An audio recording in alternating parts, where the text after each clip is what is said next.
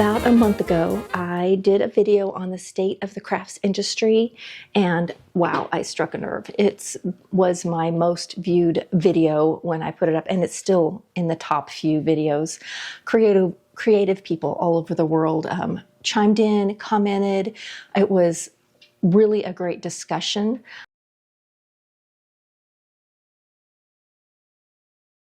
Creatives all over the world showed up in the comments. It was amazing.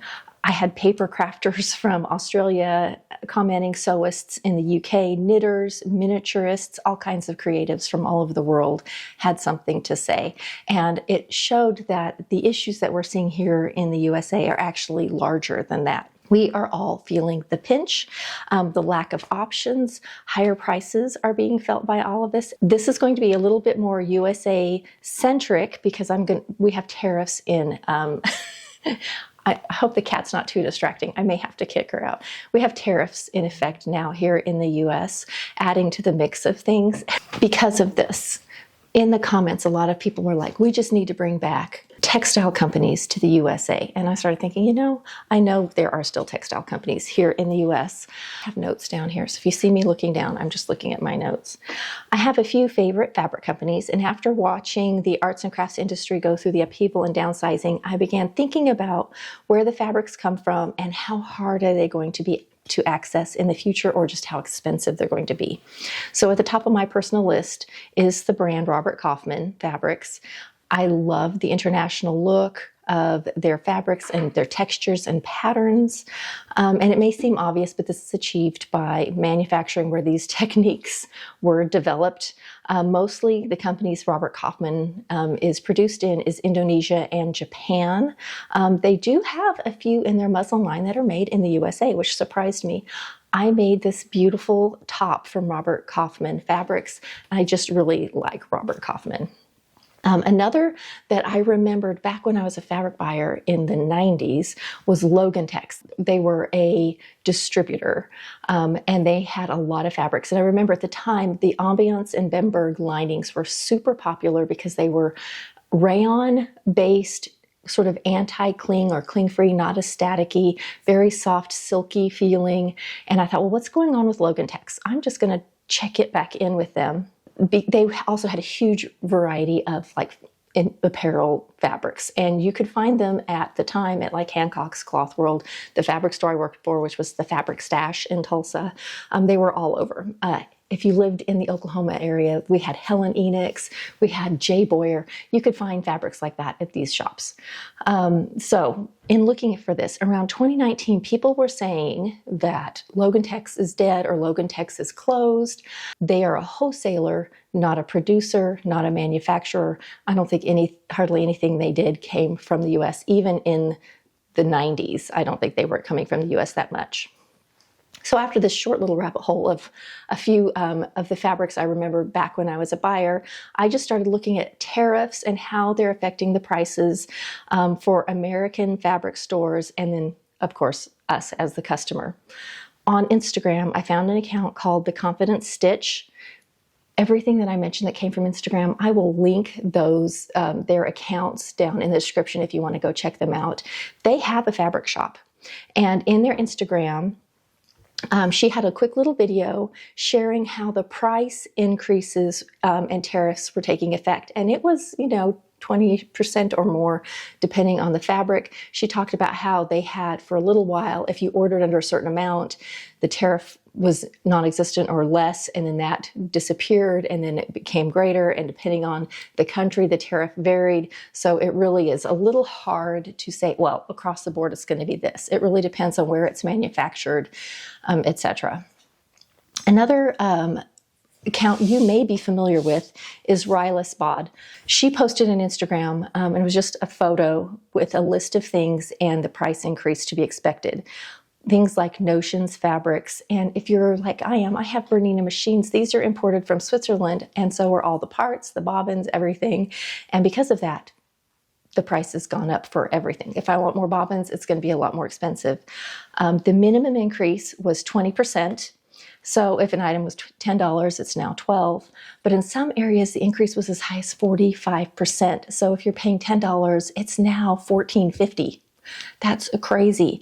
Many companies I noticed are just dropping the USA market. I've even noticed this on like Etsy and places like that. They're like, sorry, we miss you as a customer, but we just cannot afford anymore to have you as a customer. It's cheaper for us just to not sell to you at this point. It's not worth it to them to keep the USA customers. It's actually detrimental to many of them. Another company that I found on Instagram that was posting a little bit about price increases is Merchant and Mills. And you may be familiar with them. They're a sustainable fabric importer from the UK.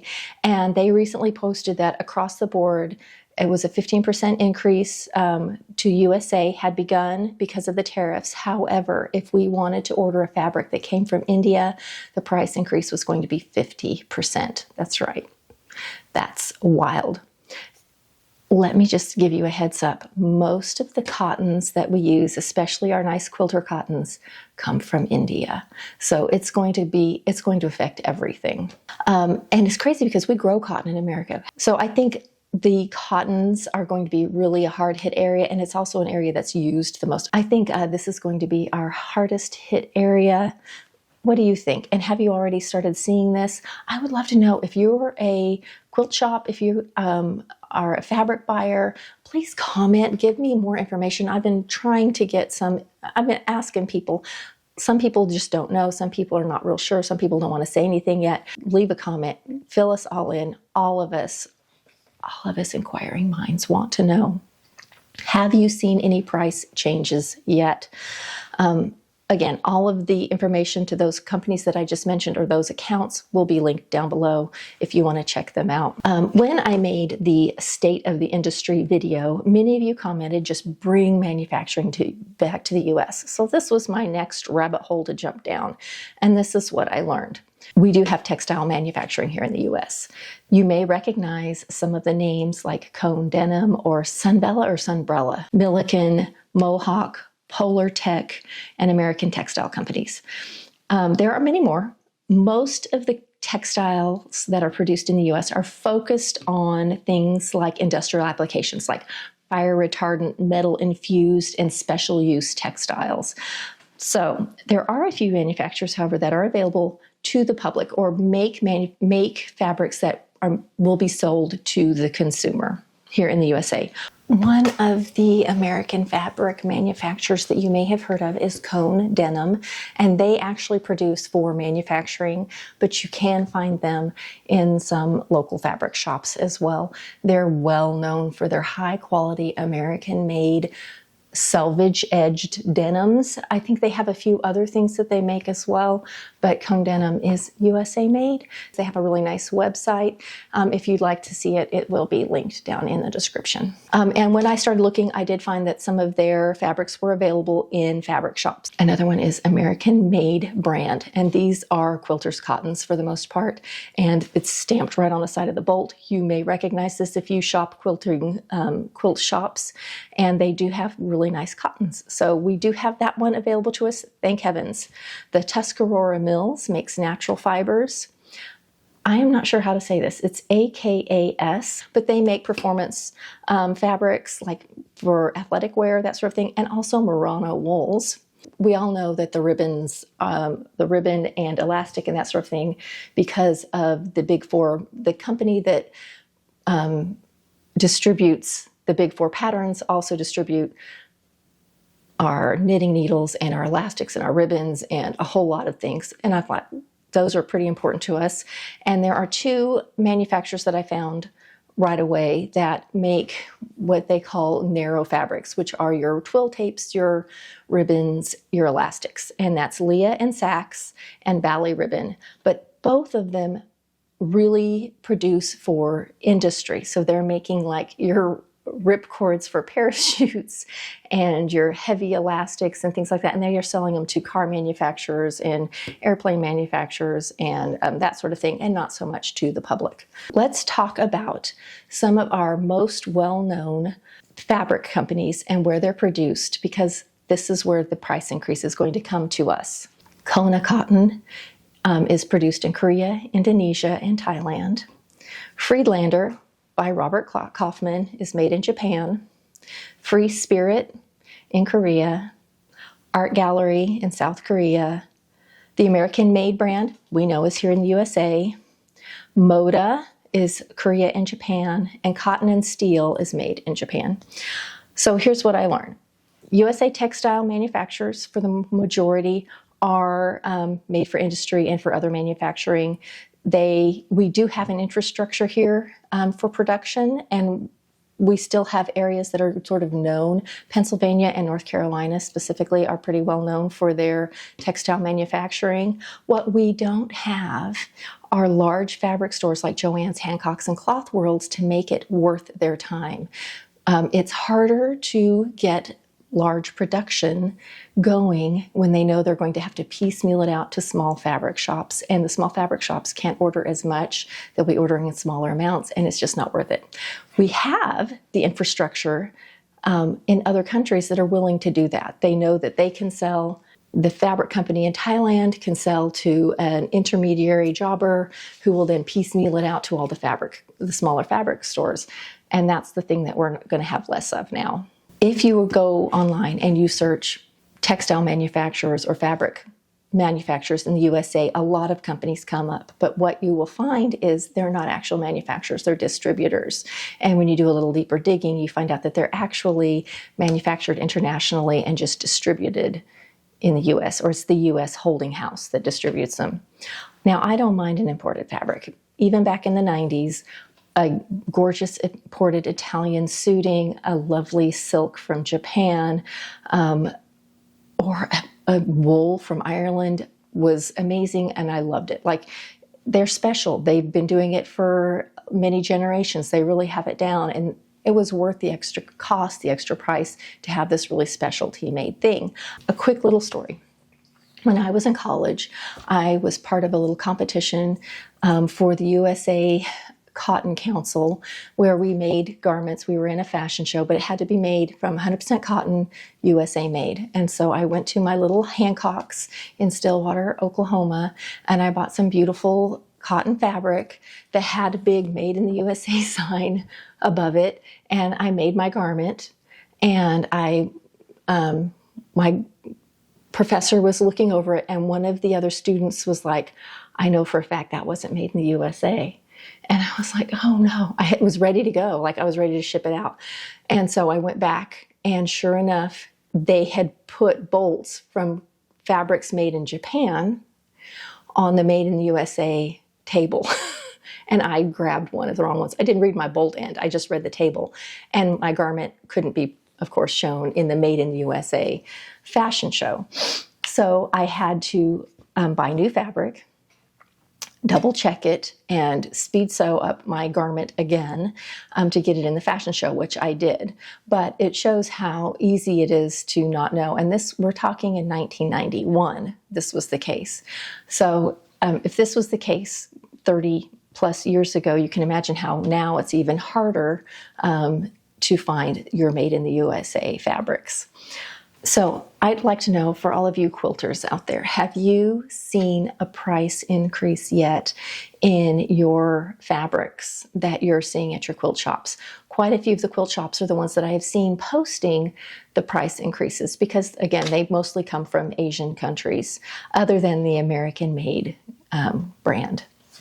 Another company that a lot of us have used and I really enjoy it, Spoonflower. Spoonflower is a company that has independently designed fabrics, so you can go find a designer who's making cute fabric and order that design in a knit or in a minky or a heavy poplin or a denim or whatever. It's not cheap, but it's nice quality fabric, and you get really interesting fabric patterns. So I'm like, where's Spoonflower get their fabric? I know, and they're mostly printed in the USA, but where does the fabric come from? And they have a very nice disclosure sheet on their website saying where it comes from. So this is what I noticed. They listed 30 types of fabrics, from their heavy poplins to the minkies to the knits to the muslin to all the things. And of the 30 fabrics, 3 are manufactured in the USA. Almost all of them are printed in the USA, but only 3 are manufactured here, and they were all muslins. After that, I started thinking about Hobby Lobby, because for me, that is the only local fabric store left other than Walmart. Walmart's very hit or miss on your quality. Hobby Lobby's a lot more consistent on the quality. I went to Hobby Lobby, and I think for most of us, Hobby Lobby's kind of it for local fabric store. They do have their own line, the brother and sister line. I could not find anything about where the fabrics for the brother-sister line are manufactured. They don't just make fabric, they also have wrapping paper and all kinds of things that are in the brother-sister line. But I could not find where the fabric was manufactured for that. However, almost all of their other fabrics come from China or Hobby Lobby. And if you know, Hobby Lobby recently reduced their discounted, they were having like once a month, you could go and get fabric for 40% off, and that's been now reduced to 30% off. They've also been liquidating patterns like crazy.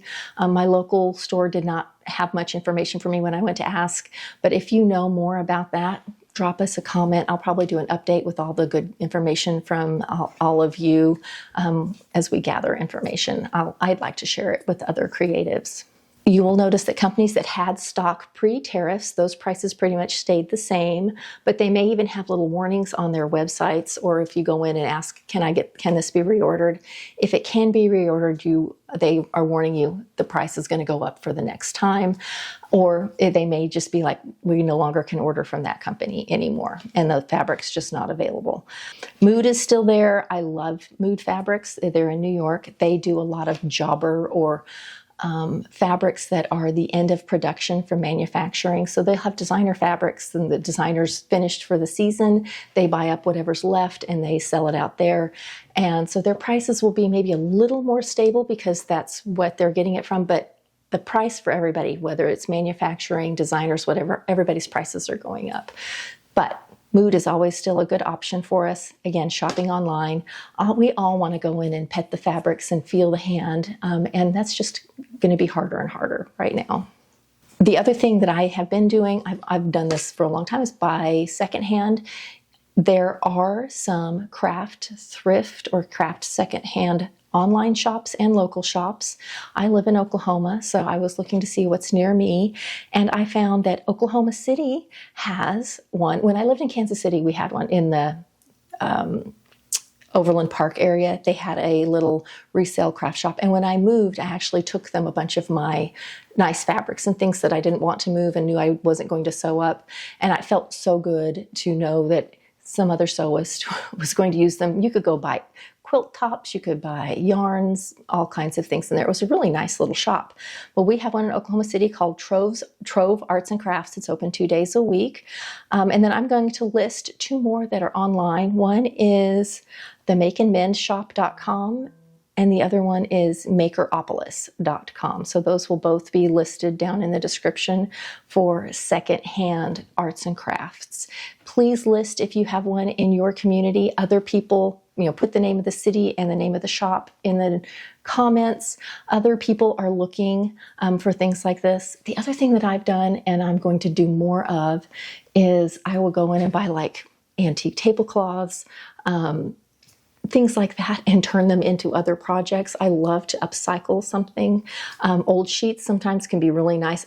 I made 2 pair of really nice Helios pattern pants out of this lovely linen, which were linen sheets, and I upcycled them into some nice pants. So we kind of have to think out of the box, but it's less expensive. It's good for the environment. And when we have this crazy, with the crafts industry being in such a crazy place right now, we as creative people have to get really creative about where our fabrics come from. Quite a few of you mentioned we should have like a little fabric co-op where we're like, have this fabric, don't want it anymore, we'll trade, or something like that. And that's such a fun idea. I don't know how feasible it is, but I think that is a great idea. Or if one of you is out there doing that, drop it down there, let us know. Also, last time somebody mentioned that they were going to be starting a fabric shop, and you know who you are. So please come back through again and comment. Is it open? When's your opening date? Give us information. We've got to keep our local fabric shops open. Okay, friends, this is the little update and what I've learned about our fabrics here locally. I will say, noticing how the Big Four patterns are being liquidated all over the place is giving me cause for pause. I also know when I had mentioned in the past about indie pattern companies and how you can just download the PDF and either print it out or project it from a projector. A lot of people don't like that. They want a paper pattern, which is fine. Like, we all work in different ways. We have to find our creative ways. So I'm going to do a video very soon on how you can order, if you buy a PDF pattern, how easy it is to get it printed large scale on heavy paper, and how inexpensive it is. I found 3 different companies last time I looked, maybe down to 2 now, where you can get them printed. I also know that places like Staples can also do it. When I did it, I did a little tester a while back and had a couple patterns printed that way. It was not very expensive either. You pay for the pattern up front, and then you have to pay again for printing. There are a few companies that you can order the patterns printed. Often it only comes in one size, and I find that it's actually a lot more expensive that way than if you can order the pattern multi-sized and have it printed once. That's usually a lot less expensive. So anyway, that's another video that we'll be doing coming up about how to get your pattern printed, especially since the big 4 seem to be getting harder and harder to get. There are some amazing indie patterns out there too. I have a couple videos on the indie pattern companies if you're interested. I'll link those in the description too. This is one big fat description box this time. Thanks for hanging out with me as we talk about what's happening in the arts and crafts industry. I know it affects more than just people who sew. I know it's affecting miniaturists and paper crafters and knitters and a lot of people out there, and probably some that we don't really think of. I have no idea how this is affecting leather workers and some of those, but I'm interested. I'd like to know how far-reaching this the desert of creative options for creative people is becoming. I'll see you next week for a more fun video. I'll see you next week for another fun video. Have a very international, hey, no teeth.